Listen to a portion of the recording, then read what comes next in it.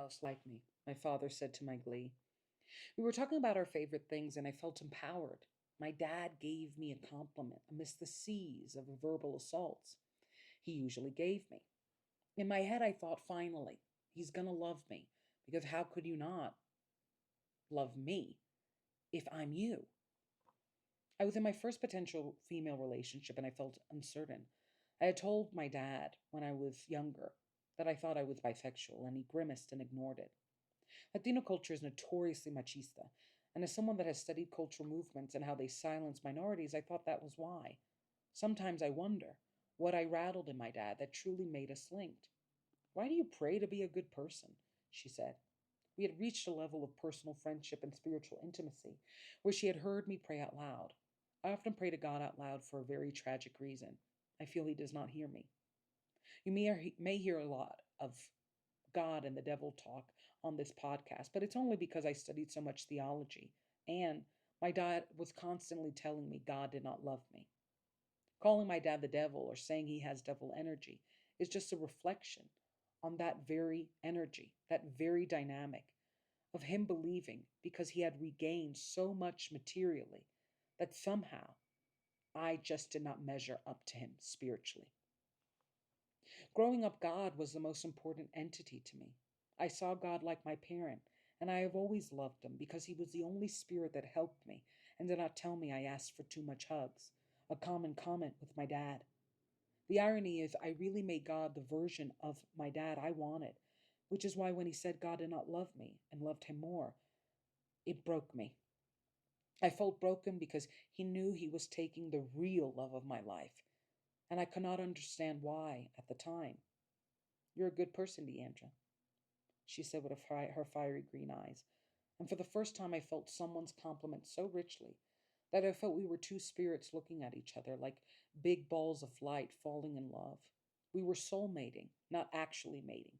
And it was beautiful in part because I'm so used to giving love, but I struggle receiving love in its proper form, like affirmations, compliments, sweet random actions, and the overall thoughtfulness another human being can give you, as if to think of you is to think of themselves. My dad was the opposite for me. And when your first example of a man/parental guide aims to destroy you and give you patterns of self sabotage, ones they even follow, true love feels like a lie because you are taught pain is confirmation of it. And how someone makes you suffer is just you persisting in the name of love. I smiled, we kissed, and I felt beautiful. But my father's grimace appeared in my head. And once again, I let go of a good romance, like I did across genders, because it is hard to decipher things like chemistry, sexuality, and how much work it takes to make love last when all you were taught is to endure how long pain will. All right, let's discuss, let's heal. When I started Daddy Recovery, what I really wanted to do was observe how I was like my dad and how his abuse changed me in a way that I couldn't even be me. And there was a time in my childhood where I thought I was bisexual, and I haven't been able, I don't feel safe in me enough to express me. And Daddy Recovery is my healing because when some abuse hides you, and often when we talk about DV, we talk about physical abuse. And I have said it time and time again. My father never physically abused me. He did not. He did not. He did not. He did all the other abuses. And I think we both shared a common definition, particularly a societal definition, that if you can't see the marks, you you can't see anything. Like there's no abuse unless it's hit physical. And my father was a very materialistic person, so that makes sense. That kind of psychology of you don't steal from people. You don't commit bigamy. You don't become an addict because you're not materialistic. There's something about material things, shopping, committing fraud. He had multiple identities in many ways because the person he told my mother he was was literally not the person he told his other family and the other people he was having relationships with.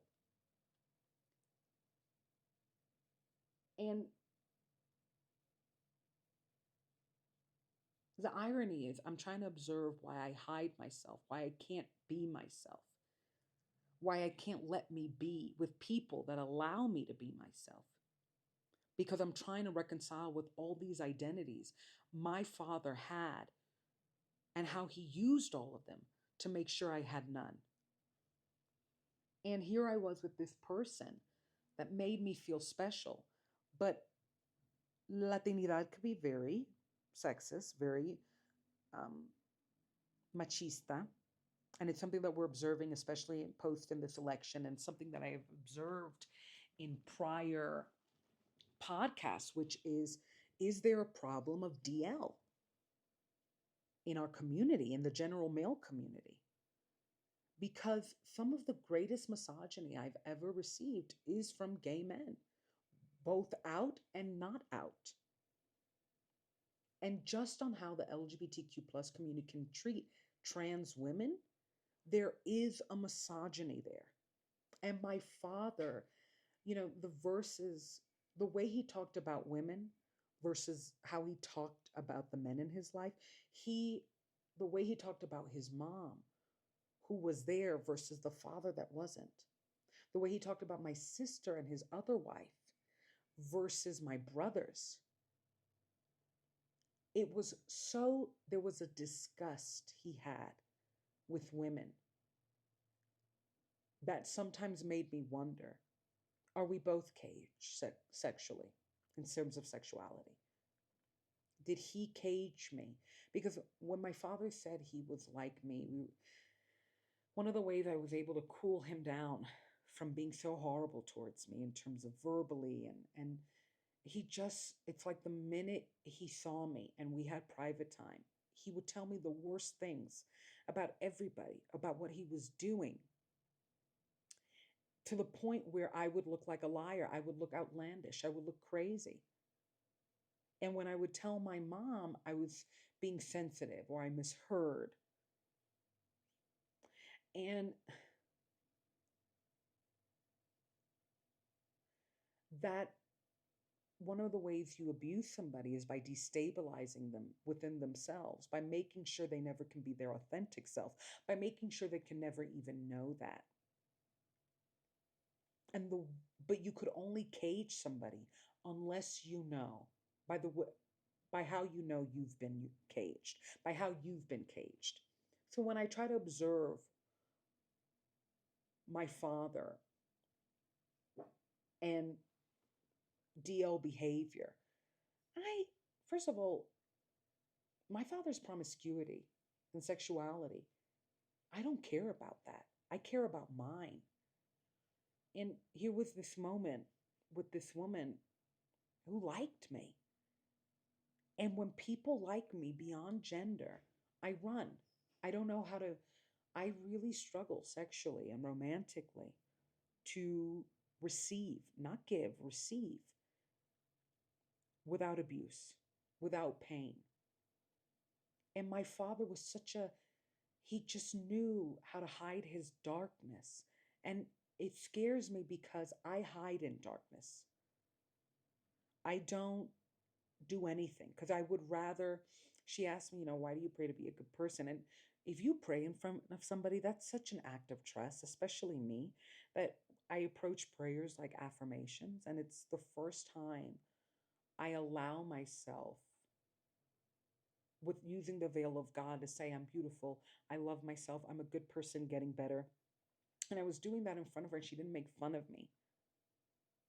She admired it, but she had a problem with it in the sense of, Deandra, you're not bad. But my father was always treating me badly and saying I was a bad person. And now my perspective of good, ironically, is you become a bad person by not being the truest version of you, the good version of you. And my father was never truthful. He was always lying. And sometimes I wonder, was that it? and you're just trying to find theories and ways on who you're, the irony, and I spoke about this in prior episodes, the irony of trying to observe your abuser. It's not to forgive them, but to see how they did things, how you hurt yourself without them. Even Daddy Recovery, like, this is such a bold act for me. Talking about my pain, acknowledging my pain, saying my pain happened, and then trying to be a more elevated person by saying, yes, my father was evil towards me. And whether that was his nature or nurture, it didn't matter, because I don't want it to be mine. But I have to acknowledge things he did to not become him. And when he had, it's so weird. Emotional abuse is so strange because it's so constant, and it gets so normalized that you don't. Yeah, I wish I could go back to 13-year-old me and take a picture of his face when I said that, because it's what comes up every time I try to invest romantically. What I find interesting is, with women, there's just this judgment, this kind of holy judgment, this kind of disgust as to the fact that I might even like them, I might even want to be with them. Versus with men, I just feel so physically and emotionally unsafe, because my father was always saying, you're fat, you're ugly, you're stupid. He was always calling me a bitch. And I find the grand irony is how many dynamics I've had that replicated that energy without, when the very goal was not to get that person, not to get my dad, not to get a person who would hurt me. And I wonder, I've said this before. I don't hate my dad. My love for him has transformed to a level of peace, because I understand why he was so image based. I really do. You could be so hurt inside that the only thing you can clutch to is how people see you. And he approached life like a curator. What I want to know is, everybody's talking about DL behavior, especially post election. What made him reject me in that way? What made him reject me as a woman? What made him reject my potential sexuality? What made him reject me? I know my father was always talking about how impoverished he was, and you would be a fool to think that broke and broken don't mean the same, because I know that's a favorite quote. Just because I'm broke doesn't mean I'm broken, but your brokenness is meant to make you feel broken, and not everybody is strong enough to repair. This has taken so much out of me, because I loved my dad. I Now I love him with a level of peace. I wish him well. I hope and I pity him, because he may destroy lives to protect his image, but he does that because he knows he can't feel anymore. And one of the things that the last conversations I had with my dad was, I held his hand and I said, you feel so numb to me. Why are you so shut down? And he said it was because his mom and what he's been through. And there comes a point where, if you're like in your 70s, how long are you? I think that's the tricky thing about Daddy Recovery. And something that I've seen a lot, especially with older generations, is there's a feeling as you're too old to still feel like a broken child. You're too old to still feel sad about how your parents or the schoolyard bully broke you. But yet it's there. And if you don't acknowledge it, your whole life can be reshaped unbeknownst to you. And what I felt with my dad that makes me so scared is that he became the monsters he was avoiding. He was so desperate not to be poor that he didn't mind stealing. stealing people's money, stealing people's energy, stealing people's mental health, stealing people's hearts, childhood. And that's all things he felt were taken from him. And he thought it was excusable because we do live in a dog eat dog world. But damn it, can we get a nice puppy? And I've talked about my father's promiscuity. But it's not, I say it always, it's not to judge him. It's because he killed me in that sense. I don't know how to sexually and romantically invest safely in someone to feel safe. And we live in this world where people say, oh, the reason you see chemistry and a spark is because you don't know how to be treated well. And I think that's partially true.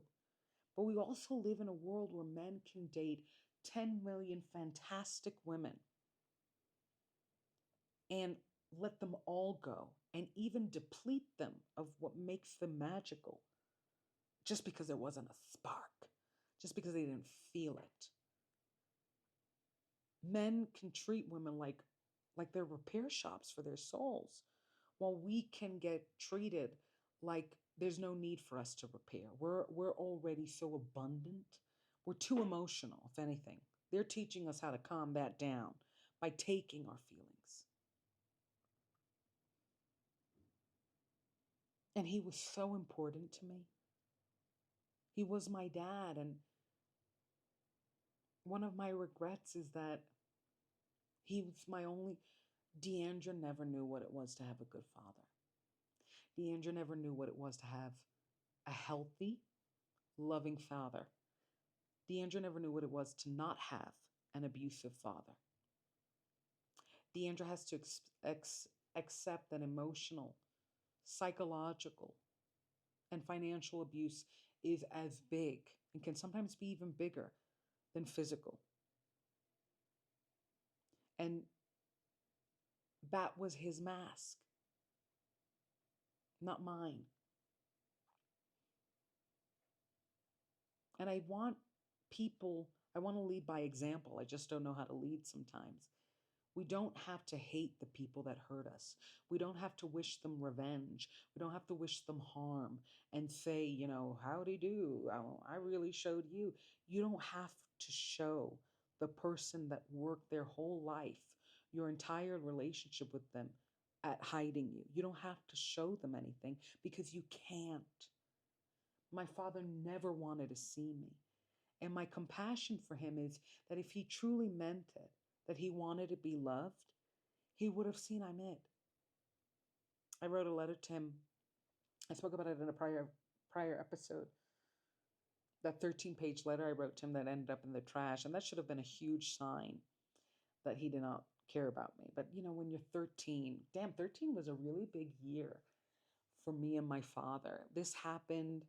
The letter happened. And I think it's because, and it's something that I've noticed, I'm a big fan of Sister Wives. And I watch Cody and his narcissistic attributes, and I can't help but feel like I see my dad in him. And what I noticed with Cody is that once his children become adults, they all break up with him. Or rather, he breaks up with them. He has a real struggle with maintaining relationships. It's something that I noted with my dad in the sense of he loved me when I was a baby, aka 2. And he loved his baby grandchildren. And he loved the babiness of them because they're moldable and they love you unconditionally. And what I noticed with Cody is this: once his children started getting opinions and started fighting back and started saying, I don't like this, and trying to learn what it means to have boundaries for themselves, even when that boundary is against their parent, he just couldn't handle it. He had to be perfect. He had to be loved. He had to be told he was always right. And that was a dynamic I had with my dad. And right around my teenage years, and maybe, I don't know, the frontal lobe was developing, I we clashed, and there were about 4 to 5 times I cut my father off, and my mother, you know, typical Latina, we got to be loyal, blood is blood, brought him back. And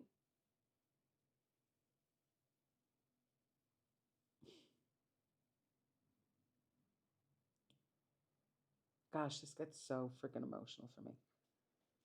And I just was taught to accept him, even at the cost of accepting myself.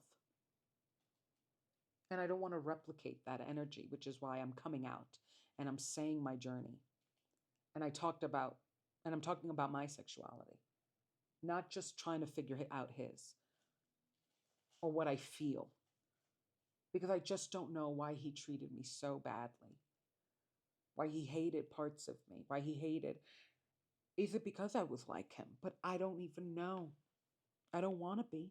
That's why I pray to be a good person. I pray to heal. I pray to reveal myself. I pray to come out from hiding. Because my father lived in hiding and he got a lot materially for it. He did. You cannot deny that. But at what cost? Is it more painful to be inauthentic? I mean, you look at Donald Trump, and I've compared my dad to Donald Trump. They're very similar in energies. Where um, there's nobody more anxious than Donald Trump. There's nobody that lives in fear more than Donald Trump. There's nobody that feels more threatened than Donald Trump. And keyword feels. He doesn't see he's threatening. He will never see the bankruptcies, the way he has stolen from people, the felonies, the abuse of women, because he's only dragging people into a hole he spiritually lives in. And he drags them materially because this is a material world. We are spirits in a material world.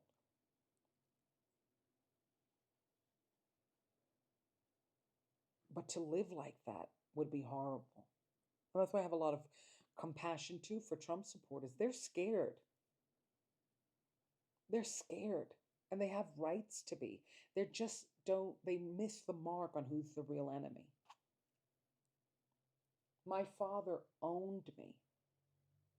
My father lived our entire relationship like a propaganda scheme. How do I convince this kid that I'm tearing apart emotionally and financially and doing everything to make sure they don't succeed, that I'm actually doing the opposite? Oh, I focus on the fact that I'm their dad, even though I don't act like one. I make them emotionally reach for me when I know they'll never actually get me. And that's what Trump did with his supporters. That's 100% what he did with his supporters. And they're going to pay the consequences. And I see people already celebrating because there's been stories about, bonus cuts and job cuts already in preparation for the tariffs that are coming. But I've been in pain. I've been broke too. And I've been broken about it. And I may not wish hurt upon others, because that's really the problem with it. With this current election was there's this concept that vulnerable communities can't be hateful because they're vulnerable, but we have so many vulnerable communities, of course they're hateful. I really thought, despite the fact that my father was stealing from my mom and me, despite the fact that he was emotionally and psychologically abusing me because he had gone through the experiences, it's almost like we were both convinced there's no way you're doing what you're doing because you've been through it.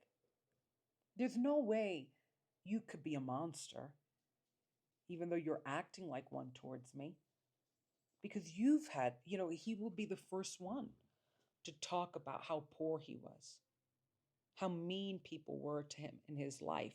And it's like, and then he would absolutely decimate me emotionally and verbally, just drag me through the mud. Like, that quote, you ask for too much hugs. How could I? What? I'm your kid. I'm a baby. I'm a girl. Hug me.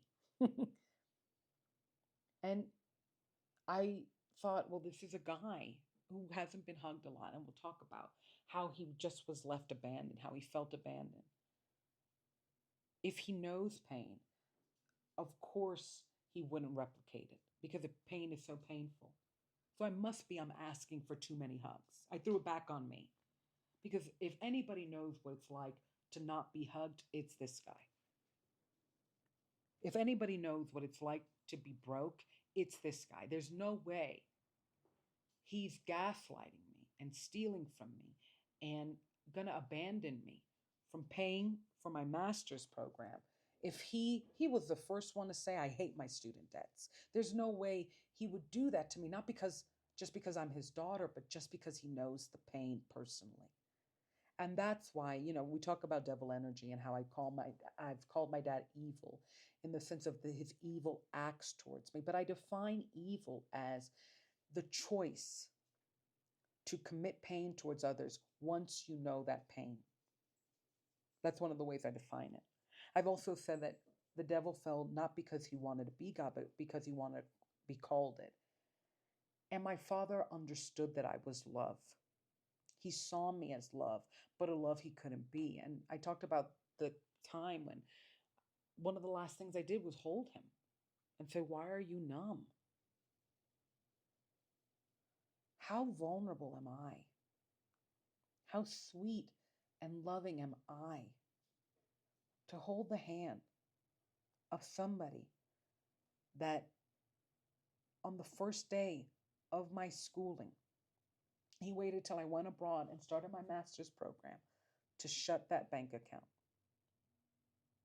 and say, I'm not paying for anything. You misinterpreted. And I wrote to him because I wanted to believe he didn't want that for me. I wanted to believe that despite other actions he had committed against me that looked so similar, that if he walks like a dog, talks like a duck, he must be chicken because he's saying he is, I wanted to believe that because I loved him. I loved him unconditionally. I loved him unlimited. I was being the parent the whole time, and I didn't see it because I wanted to be parented.